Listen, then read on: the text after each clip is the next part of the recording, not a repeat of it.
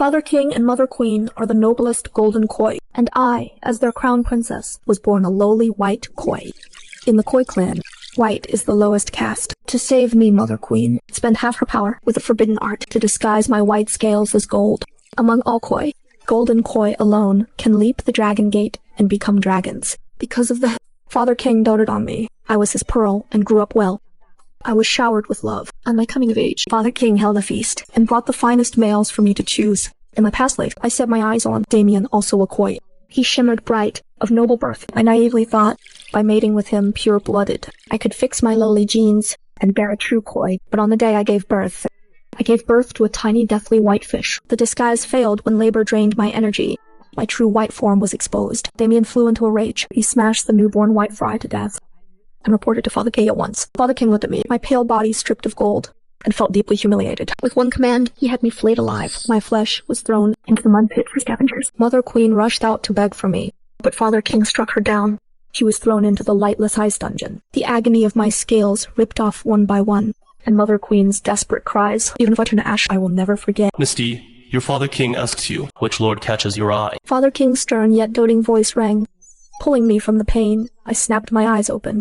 Before me was the familiar coral hall, the glittering crystal lamps, and high on the throne, no gazing at me, with affection, Father King. My hand touched my belly. It was flat as before, no tearing pain. I had been reborn on my marriage selection day. I took a deep breath, suppressing the surging hatred. I swept my gaze over the crowd. There stood rows of young talents from the koi clan, all hoods high, chests out, hoping to be chosen by me, the crown princess. In the front row center stood Damien. He wore a suit of spirit armor, full of vigor. The look he gave me was full of disgust. Nearby sat my sister Ruby. She is a red koi, though a festive color. It is not as noble as gold. Now she bit her handkerchief, watching me with envy. She wished to take my place in my past life. I chose Damien. Ruby married a common bluefish general. She was miserable. Misty, what do you think of Damien? He is a pure blood koi, a perfect match for you. Father King smiled, pointing at Damien. Clearly, he approved. I looked at Damien's hypocritical face and sneered inwardly. A perfect match. More like a match made in hell. Just as I was about to refuse, Damien suddenly stepped forward and spoke first. I dare to say I will not marry Princess Misty. At these words, the hall erupted. Father King's smile froze, his eyes turning sharp. Damien, what are you saying? Damien looked up, his gaze passing me, landing straight on Ruby behind me. A flicker of cunning and hate crossed his eyes. Then he declared, I fell for Princess Ruby at first sight. I will marry no one but her. Grant this, your majesty. Silence fell. Ruby was shocked. She dropped her handkerchief. Again, wild joy on her face. She nearly leapt up. I am the koi clan's noblest golden koi. Ruby's just a lesser red koi. Any fish with half a brain would pick me. Yet Damien rejected me for Ruby. Watching his righteous act, I almost laughed. That hate in his eyes, this bizarre act, I knew at once. Damien had been reborn too. In my past life, I bore a white fry, was killed, while Ruby, though poorly wed, later bore a red koi with golden sheen, seen by the clan as auspicious. Damien must think, marrying Ruby will bring that golden koi, and he'll rise, take the throne. He doesn't know Ruby's so-called golden koi was just Mother Queen, balancing the harem, feeding her illusion scale pills to fake it. I looked away and spoke calmly, my cool voice filling the hall. Since Lord Damien and my sister are in love, Father King, let them be. All eyes shifted among Damien, Ruby, and me. The hall buzzed with whispers. Father King, though displeased by Damien's change, but for the royal face, finally nodded. So be it. As you wish. Ruby is granted. Ruby flushed with excitement, knocked her thanks, and shot me a smug look. As if to say, sister, what is yours is mine. I stood there, indifferent. This farce, I wished it would end. However, Damien wasn't done with me yet. He stood up. Instead of thanking and leaving, he stepped forward, pulling an ancient bronze mirror from his robe. Your Majesty, one more matter. I refuse the marriage, not just for love of Princess Ruby, but because Princess Misty is unfit to be our crown princess. She doesn't deserve the noble golden koi bloodline. Insolence. Misty is my firstborn. She was born a golden koi. How is she unworthy? This ancient bone-revealing mirror sees through all disguises. It reveals blood and bone. Is Princess Misty a noble golden koi, or a lowly piranha hybrid? The mirror reveals all. Piranha blood, the crowd gasps. Among waterfolk, piranhas mean greed, savagery, and filth. The plague all fish kind shun. My heart lurches. Last life, Damien only struck when I gave birth. In this life, he brought the mirror early. He means to cut off all escape, crush me forever. Nonsense. Mother Queen rushes from behind the curtain. She shields me, pale-faced, but eyes resolute. I bore Misty after 10 months. How could she have piranha blood? Damien, what is your scheme? The queen is so nervous. Could it be guilt? Vicious glee flashes in Damien's eyes. He gives Mother no chance to explain. He serves as a spiritual arty. The mirror shoots a piercing, eerie light. It envelops me. My golden disguise melts away fast. That searing, peeling feel makes me stifle a groan. Before all eyes, my golden scales fade bit by bit, revealing ghastly pale skin and scales. Not a trace of color, chillingly white. White like seabed bones. A pure white koi. Heavens, truly that cursed albino breed. I always thought she looked so gloomy. A monster in golden skin. The guests recoil in horror as if I am filthy. Damien proclaims even louder. Look at this ghastly white. A sign of impure blood and mutation. Only mixed with lowly savage piranha blood. Could such an ill omen be born? If she inherits the throne, our Koi clan will suffer divine wrath. Father King stares. His doting gaze vanishes in an instant, replaced by rage and deep disgust. His proudest golden Koi daughter is a shameful albino mongrel.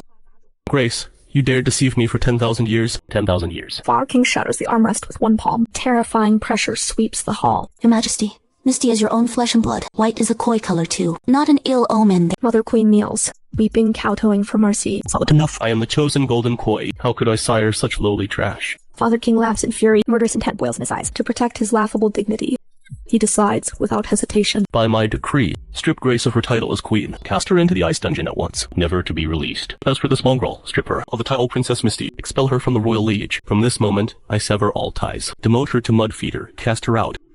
Let her fend for herself. No, Your Majesty, please, mercy. Mother Queen shrieks in anguish, but two black shark guards drag her away. I bite my lip hard.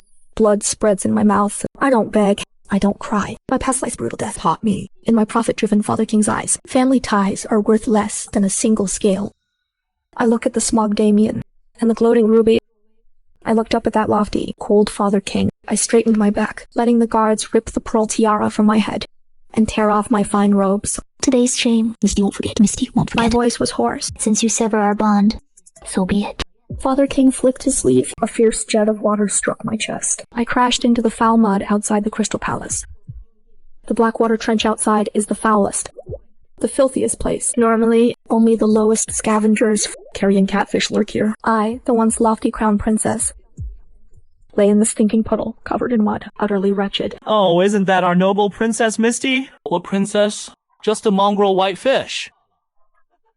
I heard she is a monster with piranha blood.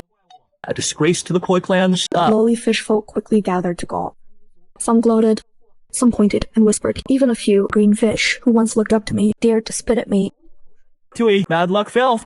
Don't dirty our place. I struggled to stand, but my body ached fiercely. Father King's strike, though not fatal, shattered many meridians. Now I am weaker than a common minnow. But I can't fall. Mother Queen suffers in the ice dungeon. If I die, who'll save her? I bore the pain and slowly rose. My gaze swept over the mocking fishful. Though fallen, the chill in my eyes still made a few flinch. Just then, a commotion arose. Ruby strode over, flanked by guards. So full of herself. She wore a new red silk gown, and my phoenix crown on her head, smug as ever. Oh my, sister, what happened to you? Great Ruby walked up to me, covered her nose in fake shock, but her eyes gleamed with cruel delight. This mud suits your new status. Her guards burst into laughter. What do you want, Ruby? To mock me? Mock you. You are not worth it. Ruby's face darkened. She stomped on my hand, hard. Ah! Pain shot through me. I couldn't help but groan. Ruby ground her heel in harder, until my hand bled, staining the black water red. Misty, you used to be so proud. Now you are crawling at my feet like a worm. Ruby leaned in close and hissed in my ear. Listen, Father King made me crown princess, and Damien, he does everything I say now. Then Damien's name made me sick to my stomach. That trash is only precious to you. I said through gritted teeth. You. Ruby's face went pale with rage. About to snap, she suddenly smirked again. Keep your sharp tongue. A lowly white fish like you will rot here in the Blackwater Trench with the scum. With that, she kicked me aside and strutted off with her guards. She crushed my last pearl hairpin on her way out. The one Mother Queen gave me at my coming of age. I picked up the broken pin, clutched it tight, let the sharp edge cut my palm. I took a deep breath, dragging my broken body. I trudged toward the scrap market deep in the trench. There might be my only chance to turn the tables.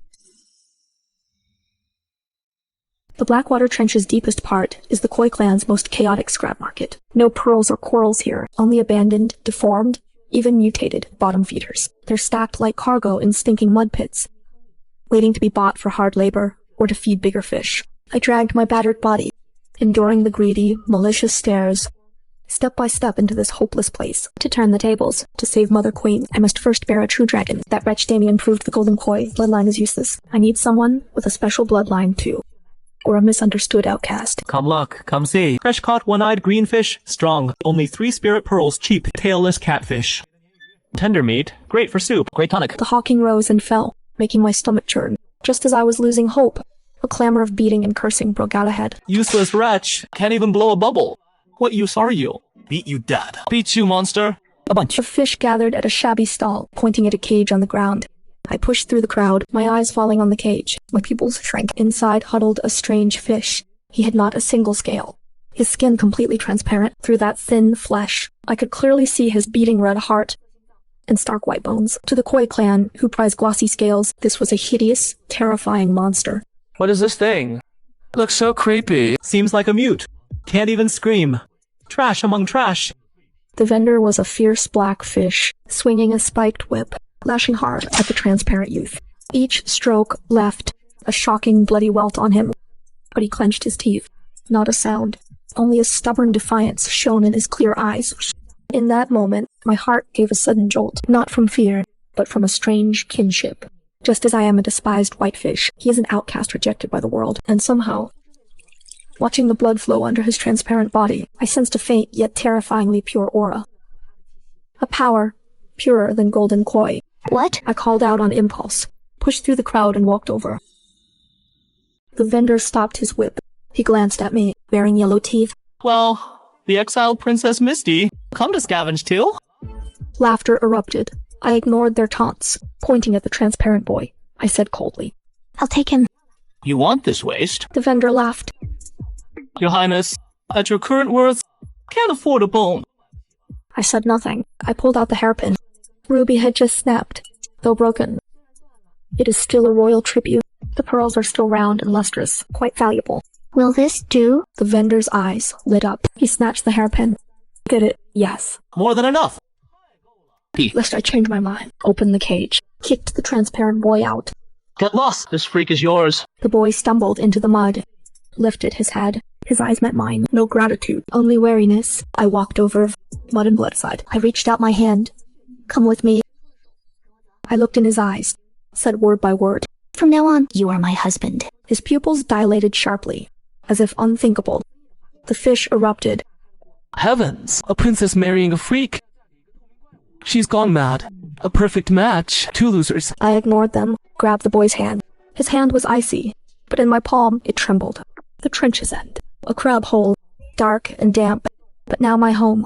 I led him back. He was weak and swam very slowly. His tail wobbled from exhaustion. He held tight inside the cave. I laid him on a flat blue stone. By the faint light from the entrance, I saw how badly he was hurt. His skin was thin as a wing, now crisscrossed with whip marks, some places torn open, oozing pale golden blood. Pale golden.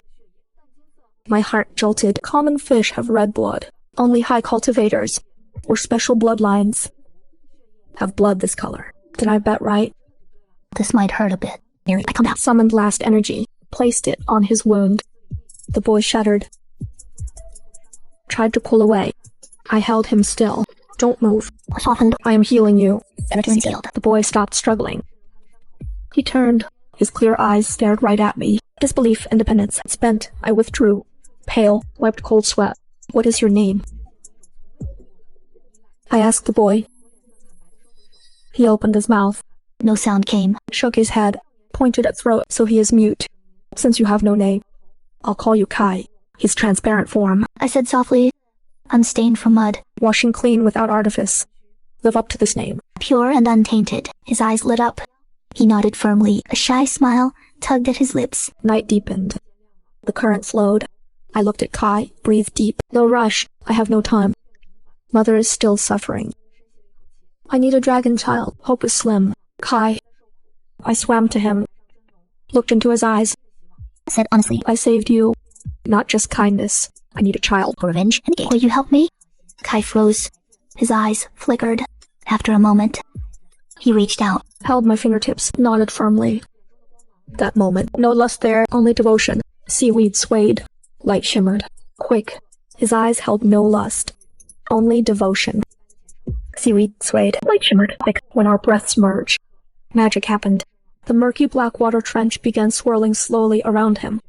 It turned clear. A vast yet gentle force flowed from him into me.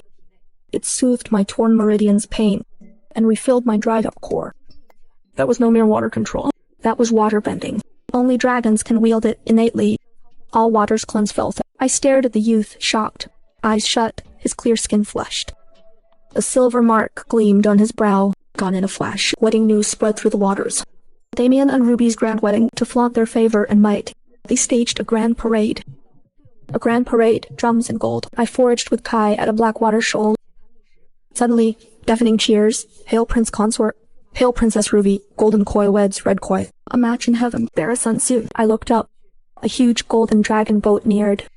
Damien and Ruby in red robes. Shrimp and crab guards trailed. Maids with treasures, so grand. The clear water churned murky. I pulled Kai to hide, but too late. Sharp-eyed Damien spotted us in the weeds. Stop! At his command, the boat stopped. Damien looked down at me. A vicious sneer curled his lips. Isn't that Misty? Look at you now. Ruby leaned out too. She feigned shock, nose covered. Oh my. Sister with a lowly transparent fish. You disgraced the Koi clan. I stood straight. I glared at the vile pair. Pass and go. Don't block my light. Damien's face fell. To show off for Ruby, he waved a hand. A gold whip of spirit formed. With a whistle, it lashed at me, not kneeling. You deserve this. It came fast. I'd lost all power. I couldn't dodge. Just as the whip was about to land, a clear form, no pause, stepped before me. The sound of flesh tearing was clear. Kai grunted. On his back, a deep gash, bone showing. But he didn't flinch. He looked up. His gentle eyes now flashed cold. The black water seemed summoned. It boiled. A solid water wall formed. Boom. It shattered Damien's power. The backlash rocked the boat. Damien stumbled. He nearly fell flat. What sorcery? Damien eyed the youth. No spirit shone. A strange chill hit him. Consort, the hour nears. Don't stoop to such lowly trash. Ruby, though startled too, but rushed to wed. Damien glared at us. He spat, you are lucky, then spread the boat off. Days after the wedding, an edict shattered the peace. Sheldon the turtle brought it. He pinched his nose, eyeing our shabby cave with disgust. By heaven's will, the king says, Ruby is with child, a heaven-sent sign for Misty. As its eldest, she is allowed to serve, pray for the dragon. First creed, serve in the palace, find words. They just want to torment me under their watch. I won't go, I said coldly. You have no choice, Sheldon sneered. The king said, if you defy, tonight will stop the ice dungeon's heat. Your mother freezes solid. I clenched my fists. Nails cut my palms. That is my weak spot. Fine, I'll go. Back in the palace. I was the lowest maid. To keep Kai hidden, I hid him as a mute mud hollered. Ruby's warm jade hall was lavish. Jade floors, night pearls. Before entering, I heard her raging. This pond reeks. I am sick. If it hurts my dragon, can you bear the consequences? When I entered, Ruby's eyes flashed with vicious glee. Sisters here, perfect. This pond sludge is filthy. Since you are a golden koi, you must know how to clean. So go down and scoop it all out. That lotus pond has blood leeches. It is for punishing maids. Damien peeled grapes, indifferent.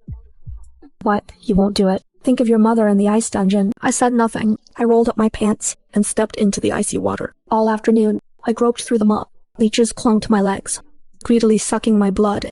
Agony pierced me, but I made no sound. I just hauled out bucket after bucket, pulled it out, until the sun set. Then I crawled ashore, legs torn. Sister, you are tired. Ruby had come out at some point, holding a plate of moldy spirit fruit scraps. You look hungry. These are 1,000-year spirit fruits from Father King. I saved them just for you. With a flick of her hand, that plate of spit and pits was dumped all over me. That night, I was shoved to a corner of the side hall, curled up on the cold stone floor. Kai sneaked in, held me tight with care. He used faint energy to warm me. Don't worry, I am fine. I touched my slightly swollen belly. A strange pulsing came from within. My child had truly come. Tears of joy filled my eyes. In my past life, to bear Damien's child. I suffered so much, took so many pills. When I finally conceived, I gave birth to a white fry, deemed a curse. But this life, just once with Kai, and we have a child.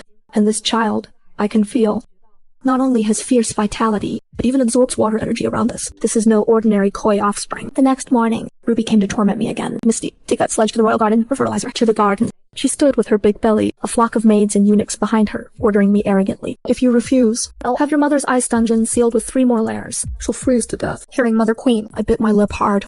I dared not resist. I bent down, strained to lift that vat, heavy with a ton of sludge. Oh, sister with that figure. Not hauling dung. What a waste. Ruby mocked from the side. She even stuck out a foot to trip me. I slipped and crashed down with a vat of sludge. Pain hit me. My vision went dark. Ah, my belly. I shielded my wound by instinct, but I felt warm liquid seeping out. Not blood. It is water? Oh no, Princess Misty is miscarrying. Someone shouted. Chaos erupted around me. Ruby was startled, then her eyes gleamed with vicious delight. Vicious delight. That is karma for seducing a stray man. Just then, the old turtle doctor on standby rushed over in a hurry. He grabbed my wrist, and his face changed instantly. Thursday, this is a pregnancy pulse. The old doctor cried out, trembling, and the pulse is strong and forceful, faintly wrapped in dragon aura. Thursday, this is a sign of a dragon child. What? A dragon child? Ruby was stunned. Damien froze too. Everyone stared at me in disbelief. A wretch demoted to mud feeder, carrying a dragon child. How was that possible? Just then, an even more stunning scene unfolded. The gloomy sky above the crystal palace split open. Countless rainbow lights descended from the heavens, turning into ethereal little dragons that circled and danced around the palace. The sight was utterly magnificent, divinely sacred. Auspicious omens from hand. This heralds the birth of a true dragon. Heavens bless our koi clan. Heavens bless our waterkin. Crystal Palace erupted in cheers. All fish folk knelt on the ground, worshipping devoutly this rare, wondrous sight. Even Father King was alerted, and he hurried over. What is going on? Who brought these omens? Father King's beard quivered with excitement. All eyes focused on Ruby and me. Ruby reacted quickly, her eyes rolling, and she clutched her belly, crying out, "Oh, Father King, it is your child. It is me. The baby in my belly is moving. He brought the omens." Damien quickly chimed in. Yes, it must be Princess Ruby. Misty's darling is just a treasure. How could it bring such an omen? Father King glanced at Ruby's swollen belly, then at me covered in mud. Doubt flickered in his eyes, but he decided quickly. Send word. Princess Ruby carries a golden koi. She is a great clan hero. Reward her with 100 herbs and 10,000 pearls. As for Misty, Father King glared at me with disgust. Since she is pregnant, lock her in a side hall. Avoid bad luck. Don't clash with Ruby's dragon child. Ruby smugly thanked him, casting me a mocking glance. I lay on the ground, watching the rainbow aurora. I sneered inside. Since her pregnancy was confirmed, Ruby became the Crystal Palace's top priority. Father King showered her with treasures and assigned royal doctors day and night. In contrast, I was locked in a cold, remote side hall. No one cared but for the daily scraps. As days passed, Ruby's belly grew absurdly large. Her once slender waist now swelled like an inflated ball. Veins bulged clearly on the skin, even showing a faint dark hue. Worse still, a sickening stench began to emanate from her. Even the costliest incense couldn't mask that rotting smell. Ruby often retched by the bed, bringing up dark, bloody bile. Dark, with streaks of blood. Doctor, come quickly. What is wrong with me? Ruby screamed in terror. The doctors took turns, but all looked troubled. Stammering, they couldn't explain it. Only Damien kept comforting her. It is nothing. The auspicious aura is too strong. Your body just can't take it. It'll be fine after birth. I hid in the shadows, watching coldly. In my past life, to bear Damien's child, I secretly studied countless ancient texts. One forbidden book described a dark pill called the birth-inducing pill. It forcibly drains the mother's life force to accelerate the fetus. Even the infertile can conceive, but the cost is huge. The child is often a deformed monster, and may even devour the mother. Damien, that fool, for the sake of turning dragon, gave Ruby this forbidden drug, and he doesn't know that years of harsh medicines have drained his essence. He can't impregnate a female. In my past life, I suspected this too, but I loved him too much to believe that cruel truth. Now I see. Ruby's belly holds a deformed stillborn, forced by the pill. At this thought, a fierce joy surged in me. Just then, Kai slipped in quietly. He held some freshly picked wild fruit, offering them carefully. Don't worry, I am fine. As the dragon gate's opening drew near, Ruby's mood grew more erratic. The elders once foretold, only with the dragon gate's vast spiritual energy could the golden dragon in her womb break free. If she missed that moment, it would be a mere mortal. For this so-called destiny, she used secret arts to delay the birth. Her belly stretched nearly transparent. Now she had a bloated face with a deathly gray pallor. Only massive doses of elixirs kept her barely alive. She seemed eerie, like a spent force. But me, though I ate scraps, lived in a cold hall. My complexion grew rosier each day. The little one in my belly was so gentle. Warm spiritual energy pulsed from time to time, nourishing my meridians. With the pure water Kai secretly brought each night, at spiritual nourishment, I even felt my power faintly recovering. One day, Ruby strolled in the royal garden and saw me polishing the corridor pillars. Though barefaced, I looked radiant. Ruby's eyes nearly blazed with jealousy. Wretch, why do you, with a bastard, still look so well? Ruby glared viciously at my belly, then signaled her maid. The maid understood at once, when I wasn't looking. She poured slippery sea snake oil on the steps near me. Colorless and odorless, once stepped on, it would cause a terrible fall. For a pregnant woman, a fall means miscarriage, or even death for both. Misty, come help me. Ruby stood on the steps, commanding from above. I kept my face calm, put down the rag, and walked over meekly. Just as I neared that oiled stair, Kai, trimming flowers nearby, suddenly moved. He didn't rush over. His fingers twitched. He flicked a near-invisible water stream. It hit the sea snake oil on the stair. The oil that had clung to the step seemed to come alive. It flew off and splattered on a Ruby's skin. The maid was gloating, waiting to see me fall. She never expected to slip. She lost her balance, tumbled down the stairs, and crashed in front of Ruby with a scream.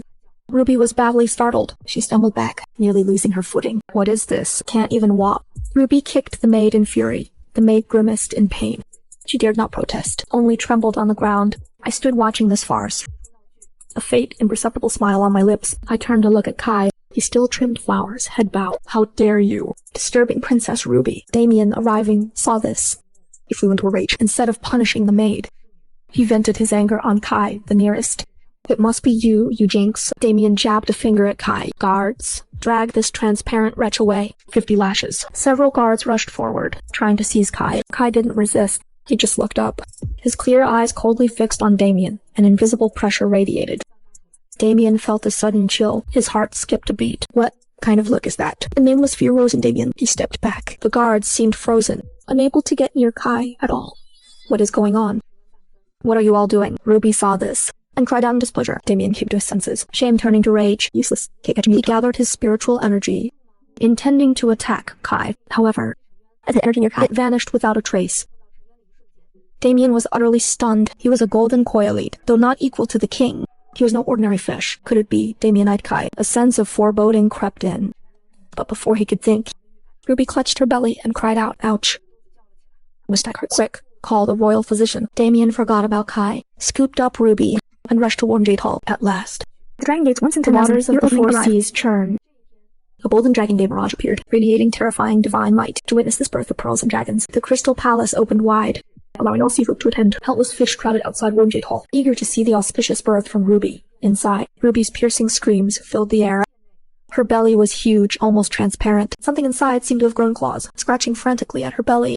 The physicians were drenched in sweat, constantly feeding her elixirs to keep her alive. In contrast, the sidewalk quarter was eerily quiet. Only a wood straw mat and a solid transparent youth beside me. I was also in labor.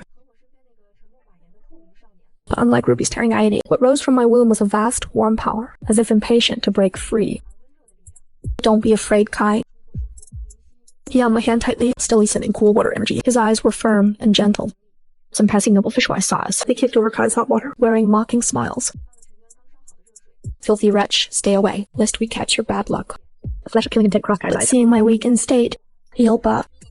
Silently, he went to fetch more water. I watched his retreating figure, bowing in my heart. Kai, I've wronged you. Wait a little longer. The true moment is near. Ah, it is out.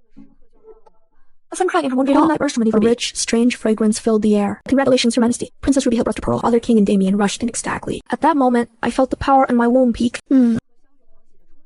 At that moment, I felt the power in my womb peak. I shake up. I clenched my jaw with all my might. A smooth, warm pearl slid out of me, lying still on the mat. It was pure white, plain and simple, no golden glow, no strange scent. Yet I could feel the world's shattering power within that humble shell. Just then, in Warm Jade Hall, Damien held up a huge golden pearl. Luck, the true dragon pearl, our Koi clan's hope. The crowd roared, but then, that much vaunted golden pearl let out a sharp crack. A black fissure split its surface. The cheers died at once. Deathly silence fell on the crystal palace. That cracking sound pierced the dead silence. The black crack spread fast across the once gleaming pearl. What is happening? Damien's wild joy froze on his face. His hands trembled, holding the pearl, eyes full of disbelief. Where's the omen? The golden dragon? Cracks? Stay calm. It is hatching early. Ruby weakly lifted her head from the bed, still dreaming. The true dragon's power is too strong. It is breaking the shell. Quick, catch my dragon, child. Before she finished, a jet of black liquid gushed from the crack. The stench was sickening, 100 times fouler than black water trench. Damien, closest, took the brunt, spray on his face and body. Ah, my eyes! Damien screamed. The black liquid was corrosive, scalding his face red. His gleaming scale armor was pitted and scarred. Then, a pus-covered, slimy black claw reached out from the shattered shelf. Not a dragon claw, nor a fish fin, but like a toad's leg. Wow! A strange, rasping cry rang out. Under the horrified gaze of all fish folk, a huge creature with two fleshy, barbels and lex butts, a catfish monster, struggled out of the golden shell. It had no scales, skin wrinkled and sagging, parasites squirming under its hide. Worse still, it opened its mouth, revealing jagged yellow teeth, and drooled long strings of saliva. Someone retched and vomited first. Then, vomiting erupted all around. The sacred pearl birth ceremony turned into a nauseating disaster. What is that? Father King recoiled in horror, nearly falling off his throne. This is your heavenly omen. Number. Impossible. Ruby stared at the monster and shrieked. My child is a golden koi, an omen. How can it be this disgusting? Someone must have swapped it, my child. She lunged at it like mad, trying to grab the monster and see. But the monster didn't know its mother. As Ruby rushed over, it viciously opened its wide mouth and bit Ruby's arm. Ah! Help! Ruby rolled on the ground in agony, blood streaming. The monster tasted blood and grew more frenzied, swinging its disgusting tail to attack the guests. Guard, guard. Sheldon the turtle minister was terrified, ordering shrimp and crab soldiers to charge. But though the monster was ugly, its strength was giant. If you moved, it knocked several guards flying. The Crystal Palace was in utter chaos. Only I lay quietly in a corner of the side hall, watching this farce coldly. Karma. This is karma. Satisfaction surged in my heart. I couldn't help but laugh. Kai beside me also showed contempt, but he quickly looked away and gazed at me with concern, because the white pearl in my arms was starting to stir. Unlike the golden pearl's stench and clamor, my white pearl just lay there quietly, its surface glowing with a soft, pure white light. But as time passed, it grew brighter and more intense, even piercing through the side hall's walls, shooting into the sky. What is that light? The panicked crowd finally noticed the strange sight here. Father King, Damien, and Ruby, covered in blood, all turned in shock. Within that white light, a faint, clear, and stirring dragon's roar could be heard. A true dragon's roar. Though the roar was still young, it shook the soul with its power. It drowned all noise. The catfish monsters froze as if facing their predator. They shook in fear. They cowered, trembling. They dared not breathe. What is happening? Father King stared, bewildered. Disbelief crossed his eyes. Damien paled further. He stared fixed on the white light. A dread rose in him. That was true. Dragon might. Impossible. Ruby went mad. She scrambled up. Ignoring her bleeding arm, she stumbled toward the side hall. That wretch bears a stillborn, a bastard. How can this be? But before she reached the door, a loud boom. The side hall's rickety door, shattered by immense force. A dazzling white light, like a sword, shot skyward. Then, a plain white pearl slowly rose from the glow.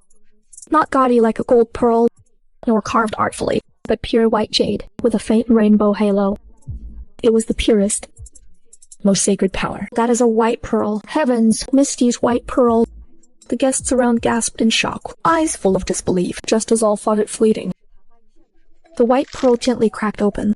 No stench, no black water, only a fresh, sweet fragrance filled the Crystal Palace. Water fouled by catfish, touched by this aura, became crystal clear in an instant.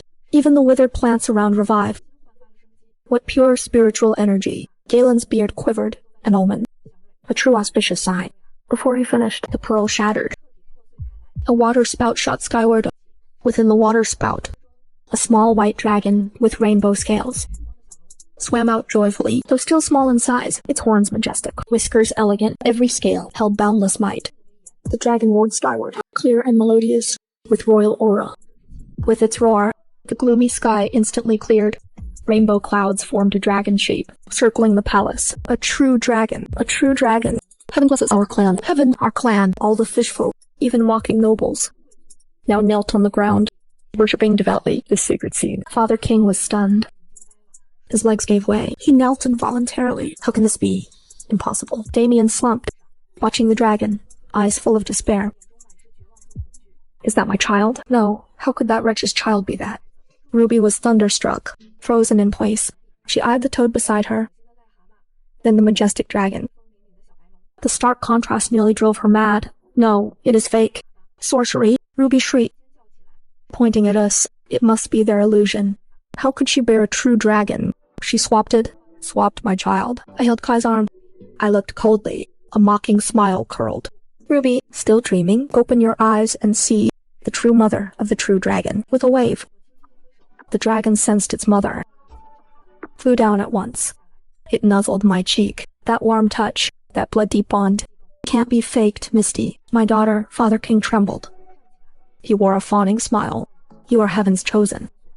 Father King always knew you are the best. Seeing his ugly, fawning face, I felt only disgust. Father King, have you forgotten? I cut in. You disowned me. He severed our bond. He cast me out as a mud feeder. A bit late for family, isn't it? Father King's smile froze, mortified beyond words. Then Kai, silent till now, stepped forward. Impossible. This can't be. Damien stared at the white dragon circling, then at the ground, at that toad-gnawing rotten fish. He broke down. His eyes bloodshot, hair disheveled. He jabbed at me and roared, You used dark magic on that rat. Dark magic. The guests found it absurd, but Damien's frenzy still startled them. No one dared speak. Ruby seized on this last straw and shrieked aloud. Yes, she swapped the baby. Always jealous, I wed a golden koi. Jealous of born auspicious child. She did it. Damien gathered all his power, forming a giant golden claw, and swiped at the little white dragon. Bring that bastard down. No, I cried out, trying to shield my child, but weak from childbirth, too slow. The claw was about to strike the tender dragon. Fool. A deep, commanding voice, like a roar from the ancient deep, exploded in the side hall. It wasn't loud, but with soul-shaking pressure, everyone froze. A transparent figure appeared before the dragon like a flash. He just raised a hand, without any glow of power. Boom! Damien's unstoppable golden claw shattered into sparks. Damien suffered backlash, spitting blood. He slammed hard into the wall, half dead, dead silence, all eyes fixed in terror on the figure shielding the little dragon. The mute, transparent boy. You can speak. Father King's eyes widened. Weren't you mute? Kai withdrew his hand, ignoring Father King. He turned and cradled the little dragon. Then came to my side, steadied my swaying form. Misty, I frightened you. His voice turned icy with royal authority. Under the crowd's stunned gaze, his skin cracked inch by inch. Silver light burst forth. When light faded, the bullied mute boy was gone. In his place stood a peerless man.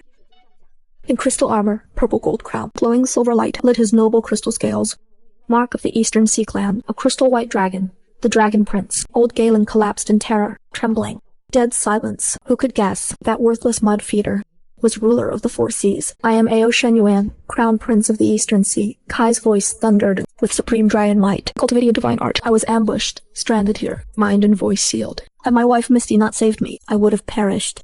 A thought. His gaze turned razor, sharp. He looked at fallen Damien and Ruby. You ants, dear bully my wife and child, insult my dragon bloodline. You deserve death. As the last word fell, a colossal wave rose from nowhere, hovering above the crystal palace, ready to flatten everything. Dragon Prince, spare us. We were blind.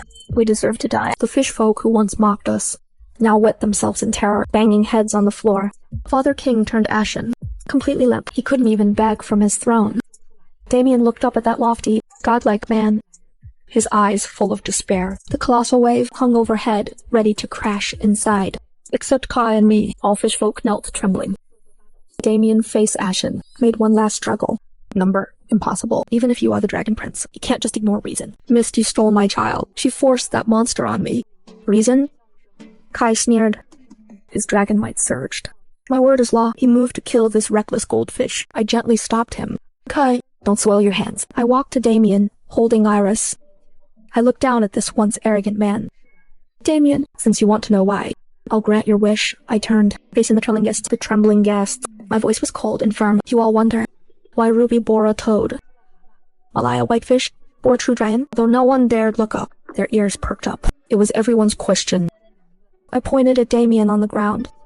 I said, word by word, this so-called golden koi is sterile. The crowd gasped. You lie. I am a noble golden koi. How can I be sterile? Damien shrieked, gilded outside, rotten inside. I mocked him. You took harsh drugs to boost power, draining your essence. Drained your essence. You can't impregnate a female. Your concubine's never pregnant. Doesn't that prove it? Damien froze. He glared at Ruby, his eyes full of doubt. Did you cheat? Did you cheat on me? Ruby was in agony. She cried. You gave me a birth pill. You gave me the birth pill. You said it would give me a true dragon. The birth pill. Galen paled. It is a forbidden drug from snake venom and rotting flesh. It spawns deformed monsters and devours the mother. The crowd gasped. Heavens! A monster bred by dark magic. No wonder Ruby reeked while pregnant. The guests' whispers struck Damien like slaps.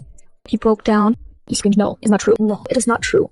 How can I be barren? Meanwhile, the neglected catfish monster, sensing its father's distress, let out a shriek. It leaped up. Its fanged mouth gaped wide, and and bit into Damien's thigh. Damien screamed. The monster not only bit, but oozed toxic slime. Grody Damien's prized golden scales. Get off me. Damien thrashed wildly, but couldn't shake off his own monstrous spawn.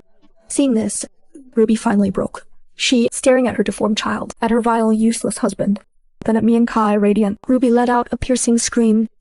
She couldn't catch her breath. Her eyes rolled back. She collapsed stiffly. Dead.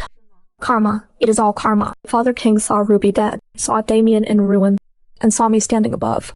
He wept with regret. Weeping, he said, Misty, Father was wrong. He crawled toward me, trembling. Father was blinded by greed. Please forgive Father. I watched his pathetic act. I felt only cold indifference. Forgive. I stared coldly. When you flayed me alive. When you locked Mother in the water prison. When you threw me into the Blackwater Trench. Did you ever think of forgiveness? I turned away, ignoring these clowns. Let's go. Kai nodded. With a wave of his hand, the towering wave above didn't fall, but formed a huge water prison, trapping Damien, the monster, and Father King tightly inside. Bloodshed today is ill-omened. Kai's voice was icy cold. Let them savor this family reunion. The huge water prison trapped Father King, Damien, and the catfish monster, Misty. My dear daughter. Father King pressed against the wall, weeping. Father was wrong. Father loves you most. Seeing his terrible face, I felt only disgust. In the past life, when I was executed, his eyes were cold as ice. He said, don't dirty my eyes. It still echoes in my ears. Now, just because I bore a true dragon, it turned into a loving father. A loving father? Raising me, I sneered.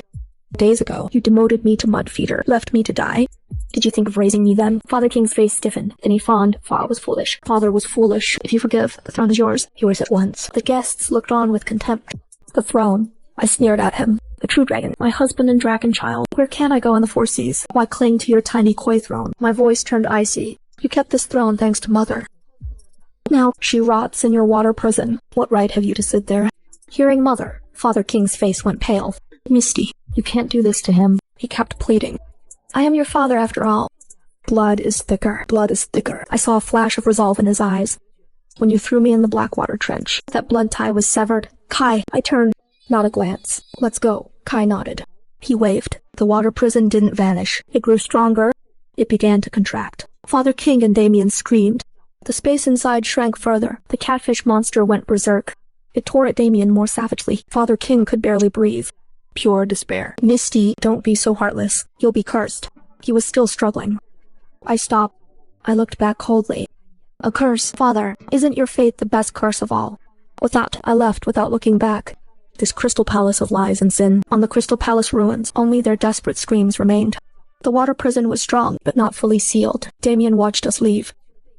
His despair turned to mad hatred. He couldn't accept it. He couldn't accept it, losing to a princess he once trampled. And to a mute, no less. Roar. Damien let out a roar. His golden scales began to reverse. Black blood oozed from under each scale. The forbidden drug he'd taken, the birth-inducing pills toxin. Now it erupted in rage and despair. I'll kill you. We'll die together. With his roar, his body suddenly swelled up. In a blink, he became a giant goldfish demon dozens of yards long, but it had lost all its glory.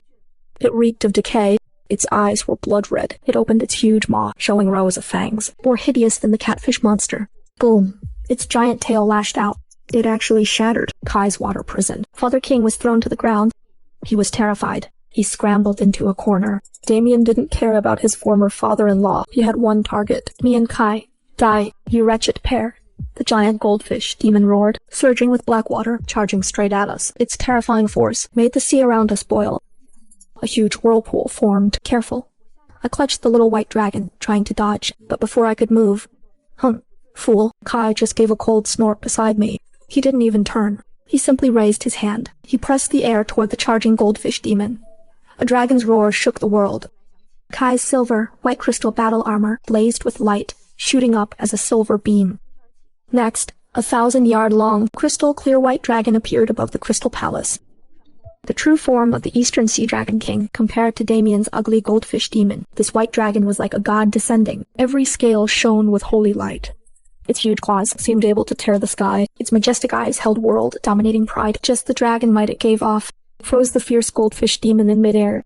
It couldn't move. Is this the power of a true dragon? Damien stared at the sky, blotting dragon above. His madness turned to terror. His proud golden koi body was like an ant before this true dragon. You dare call yourself a dragon? The giant dragon spoke, its voice rolling like thunder. Then, the huge claw swept down, no fancy moves. Just the simplest, purest power. Crushing. Bang. A loud crash. Damien's huge body was slammed into the deep sea mud. His agonized screams cut off abruptly. A huge blast sent waves surging. The crystal floor smashed into a bottomless pit. When the dust settled, at the pit's bottom, the once arrogant goldfish demon was gone. Lay a tiny goldfish. Scales shattered, twitching feebly in the mud. Its power destroyed, its mutated form reverted. Now Damien was less than a common pet goldfish. Is it over? Father King peeked from his hiding spot, staring at the pit. His legs went weak. He wet himself. The son-in-law he'd relied on couldn't take one blow from Kai. An ant shakes a tree. How laughable. Kai turned human, landing softly beside me, not a fold out of place. He looked at the pit. No pity in his eyes. I spare you, not out of mercy, Kai said coldly, but so you live, to watch Misty take the throne, and be beyond your reach. With that, he turned and gently held my shoulder. Let's go. Bring Mother home. On the way, the once guarded water prison entrance was now deserted. The fierce shrimp and crab soldiers had been scared off by Kai's dragon might. They'd fled somewhere. Mother. I ran, calling out. My voice broke with tears. The prison was freezing, lined with eternal ice. Each block carved with sealing runes, radiating despair. At the deepest part, I saw that familiar figure. Mother was chained to an ice pillar, covered in blood, long unconscious, her face deadly pale, her breath so faint her phoenix robe in tatters, torn to shreds, revealing horrific wounds, marks of Father King's torture. Seeing this, tears burst from my eyes. I rushed over, trying to break the chains, but they were unbreakable. With a strange seal, a weak voice came from behind. I turned around. Father King had followed us in, crawling, fawning over me. These chains are ancient artifacts. Only my royal seal can open them. He trembled. He offered it like a treasure. Misty, if you forgive me. This seal, the key, is yours. I saw his groveling face, and fury ignited in me. Forgive you, you dare. I didn't even glance at it. I raised my hand, gathering pure dragon aura, and struck the chains hard. The chains snapped instantly. So-called ancient artifacts, before true dragon blood, are just scrap metal. Father King was stunned. The seal clattered to the ground, his last hope worthless to me. I carefully freed Mother, and held her in my arms. Mother. We're going home, I whispered, and your dragon ran. Her lashes fluttered, and she slowly opened her eyes. When she saw me, her dull eyes lit up. Misty, is it really you? She reached out, trembling, to touch my face. My daughter, you are safe. You are safe. Mother, I am fine. I held her hand. Not only am I fine, I gave birth to a true dragon. A shock flashed in her eyes, then a relieved smile. Good, good. She leaned weakly against me. Her gaze went past me, to the man cowering in the corner. Father King rushed over, weeping and begging. Grace. Please, plead for me. Misty wants to go. I am her own father. Seen this once lofty man, now groveling. Mother's eyes held only disgust. Your Majesty, remember how you cast us out. Her voice was soft, but each word cut deep. For that so-called omen, you not only deposed me, but tried to kill your own daughter. Not just stripped my title, but also killed his own daughter. The truth is out now. Begging again. Father King was speechless. He just kowtowed. I am wrong. I was so wrong. Just spare my life. I'll do anything. Anything. I saw a cold glint in his eyes. Fine, since you are so sincere. I pointed to the dark pit below the water prison. Go reflect down there. That pit is the Crystal Palace's worst place. The piranha pit, teeming with starving piranhas, used to execute the worst criminals. Last life, Father meant to throw Mother and me in. No, please. Hearing that name, Father King was terrified. He shrank back. Misty, I am your father. You can't do this. It is patricide. Patricide, I sneered. When you meant to throw me in, did you recall? I am your daughter, guards. The shrimp and crab soldiers in hiding now turned with the tide, rushed out at once. Throw this tyrant in. Yes, Princess. Princess Misty. Strong crab guards, without a word, seized the pleading Father King and hurled him into the pit. His screams echoed in the abyss, unending. The sound of piranhas, tearing flesh. Evil's end. As Father King's screams faded in the pit, the Crystal Palace fell silent. Those nobles and servants, who clung to Father and oppressed us, now all knelt on the ground, trembling. They dared not breathe. They knew the world had changed. Princess Misty, once trampled as worthless, now as a true dragon, a husband, but wields life and death. Kai came to my side. He held my hand. Warm strength flowed through his palm, chasing away my last chill. His eyes were full of resolve. Do what you must. I breathed deep. I looked at this once gilded, now ruined crystal palace. It held so much pain and shame. It saw the Koi clan's ages of rot, ranking by scale color, dividing kin into castes, even for so-called omens, harming their own blood. All this must end. Proclaim this. I released Kai's hand. I stepped up to the throne. With each step, my aura grew stronger. When I turned before the throne, an unseen pressure swept the hall. From this day forth, I Misty, in the Nkoi, my voice was cold and commanding, echoing through the crystal palace, reaching every corner of the Four Seas. Long live the queen, the courtiers and guards, whether sincere or false.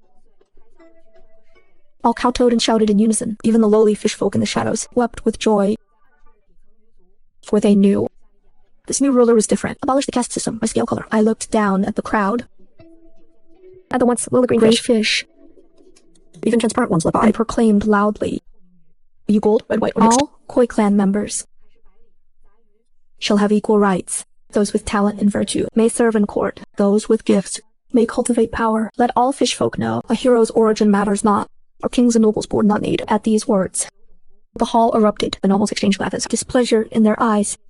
But under Kai's dragon might, none dared object. The lowly fish folk, however, burst into cheers. Long live Queen Misty. The new ruler is wise. They wept, embraced, as if into millennia of pain. Watching this, my eyes grew moist. This is the new world I'll build. A world without prejudice, without oppression, only fairness and hope. One more thing. I spoke again, my gaze softening. I appoint my husband, the Ocean Yuan, Dragon Prince of the Eastern Sea, as regent of the Koi clan. He shall share my rule. Govern the Four Seas with me. Govern the Four Seas with me. Kai looks at me, his eyes full of love. He walks to me, before the whole clan, kneels, takes my hand, a soft kiss. I obey. In that moment, the palace glowed with bliss. We shared a smile, as if seeing a future full of hope. Yet, just as we were blissful, a deafening thunderclap boomed above the crystal palace. The palace shook hard. An ancient pressure far more terrifying than Kai's engulfed the sea. Insolent, a mere Koi dares touch our royal blood. With an aged, majestic roar, 3 gold lights pierced the sea, landing in the hall. The light faded, revealing 3 white-haired elders in gold dragon robes. Their eyes were haughty, looking down like I am ants. Their aura forced all to kneel, coughing blood. The Grand Elder, Kai, his face changed. He shielded me at once. Why are you here, Your Highness? You fool. The lead elder said, heartbroken. You are the crown prince. How can you mate with such trash? If word gets out, our clan's honor is ruined. Today, I'll sever this sinful bond for you. Before he finished, the elder gave Kai no chance to explain. His bony claw shot out, a world-destroying golden dragon breath, with killing intent, straight at my throat. No, Kai's eyes split with rage. He tried to stop it, but the other 2 elders pinned him. Before the breath hit, its pressure locked all my escape. No way out. In that life, or death instant, my once dead blood suddenly boiled as if sensing a foe. An ancient roar exploded in my soul, a clear, fierce, yet a majestic dragon's roar burst from deep in my throat. In a flash, I felt my bones burning and reshaping. The Koi skin that bound me 2 lives shattered under this power. A brilliant white light shot skyward, shattering the Grand Elder's killing blow. Under everyone's horrified gaze, I soared into the air. My body swelled fast in the light. 10, 100,000 yards. When the light faded, a pure white dragon, with jade scales and proud horns, coiled above the crystal palace. Its silver eyes coldly stared down at the 3 elders. The aura it gave off was older and nobler than theirs, even nobler, an atavistic white dragon. How can this be? The Grand Elder trembled in fear. His staff clattered to the ground. Atavistic white dragon. The dragon god's bloodline. Thud. The 3 once arrogant elders now knelt in unison on the ground, trembling before me in the sky. Your Holiness, Lord Dragon God. Watching the trembling elders, the 3 trembling elders, I withdrew my might, returned to human form, and landed by Kai. But this time, a pair of small crystal dragon horns adorned my forehead. My aura had changed completely. A deep bloodline nobility, too dazzling to behold. Kai steadied my weak form. He looked coldly at the Grand Elder. Grand Elder, still want to sever this bond? No, no, no, I dare not. Absolutely not. The elder shook his head like a rattle. His old face flushed red, wishing he could vanish. I was blind, failed to see the mountain. What Her Highness awakened is the ancestral dragon bloodline. A great fortune in 10,000 years. Guess, Her Highness is so noble. Marrying here is our great blessing. The other 2 elders quickly echoed, afraid of being late and earning my grudge. Just now, they wanted to kill me. Now it is a blessing and a marriage. In this world, might makes right. I gave them a cold glance, said nothing. Such time, serving old men. I can't be bothered. No need to bother. A dragon doesn't bicker with ants. Just then, something stirred in my arms. A round, snowy little head poked out from my robe. The newborn little white dragon. She blinked her big, dark eyes, curiously watching the kneeling old men. Seems amused. Puffs out her chest. Roars babyishly at the Grand Elder. Wrong. Though her voice is young, the pure ancestral dragon might is real. The Grand Elder shares. His head snaps up. His cloudy old eyes blaze with ecstasy. Not just the Crown Princess consort is an atavistic white dragon. The little heir is a pure-blood true dragon too. Blessed. Blessed. The Eastern Sea. The three old men babble incoherently. They yearn to kiss the little white dragon's tail tip. Such fawning faces. Where is their former dignity? Now the misunderstanding's cleared. Kai strokes our son's head and holds my hand. His voice is gentle but firm. Let's go home. This place is too small. It can't hold my family. Return at once.